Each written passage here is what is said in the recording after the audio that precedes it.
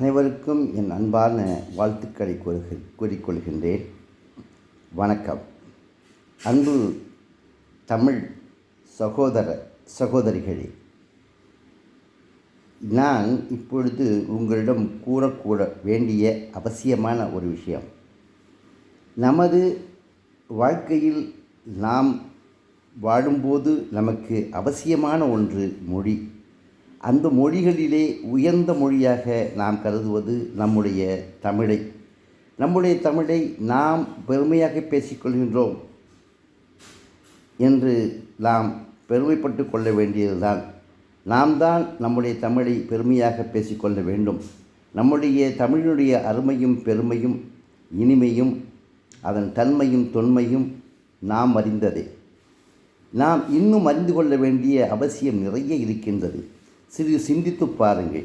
தமிழே உலகின் முதன்மை மொழி, முதலாவது மொழி, உலகில் தோன்றிய மொழி, முதல் மொழி என்பதை நாம் நிச்சயம் அறிந்து கொள்ள வேண்டும். அதற்காக நாம் ஆராய்ச்சியை செய்து தொடங்க வேண்டும். ஒவ்வொருவரும் சிந்தித்து பார்த்தால் தமிழுடைய தன்மையை நிச்சயமாக அறிந்து கொள்வார்கள். தமிழ்தான் உலகத்திலே முதலில் தோன்றிய மொழி என்பதற்கு பல ஆராய்ச்சி சான்றுகள் வந்து கொண்டே இருக்கின்றன. ஆனால் இதனுடைய முடிவு நிச்சயமாக தமிழ்தான் உலகத்தில் தோன்றிய முதல் மொழி என்பதற்காக ஒரு காரணத்தில்தான் முடியும். அந்த ஆராய்ச்சியின் முடிவு அப்படித்தான் இருக்கும் என்பதில் யாரும் எந்த சந்தேகமும் கொள்ள வேண்டிய அவசியமில்லை. அப்படிப்பட்ட தமிழை நம்முடைய தமிழர்கள் இன்னும் ஏன் உயர்த்தி பிடிக்கவில்லை? உயர்த்தி பிடியுங்கள். தமிழை ஆராய்ந்து பாருங்கள். தமிழுடைய அறிவு பொக்கிஷத்தை ஆராய்ந்து பாருங்கள். அதனுள் புதைந்து கிடைக்கக்கூடிய அத்தனை விஷயங்களையும் வெளிக்கொண்டு உலக மக்களுக்கு தெரியப்படுத்துங்கள். உலக மக்களுக்கு உகந்த மொழியாக தமிழை நாம் ஆக்குவோம். பலர் கேட்டார்கள் என்னிடத்திலே, தமிழை மிகவும் குறைந்த எழுத்திலே நீங்கள் உருவாக்குவதாக சொல்கின்றீர்களே, எத்தனை எழுத்துக்களில் உங்களால் உருவாக்க முடியும்? யாரோ வந்து ஏதேதோ செய்தார்களே, உங்களால் செய்ய முடியும் என்று நினைக்கின்றீர்களா? எப்படிப்பட்டவர்களை எல்லாம் அரசாங்கம் ஏற்றுக்கொள்ள முடிந்ததா? நிச்சயமாக உங்களுடைய இந்த எழுத்துக்களை அரசாங்கம் ஏற்றுக்கொள்ள வேண்டுமே என்று என்னிடம் கேட்டார்கள். அரசாங்கம் ஏற்றுக்கொள்கின்றதோ இல்லையோ, செய்ய வேண்டிய ஒரு செயலை செய்ய வேண்டியது என்னுடைய கடமை என்பதனால் இதை நான் செய்திருக்கின்றேன்.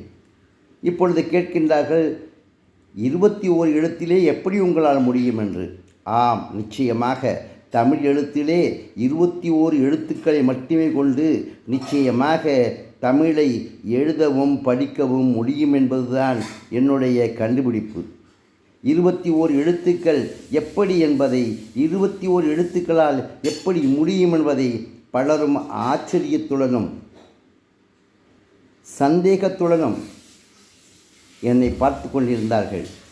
இறைவன் உதவியால் இறைவன் கொடுத்த அந்த தமிழை சென்ற மே மாதம் 28ஆம் தேதி அன்று வெளிக்கொணர்ந்தேன்.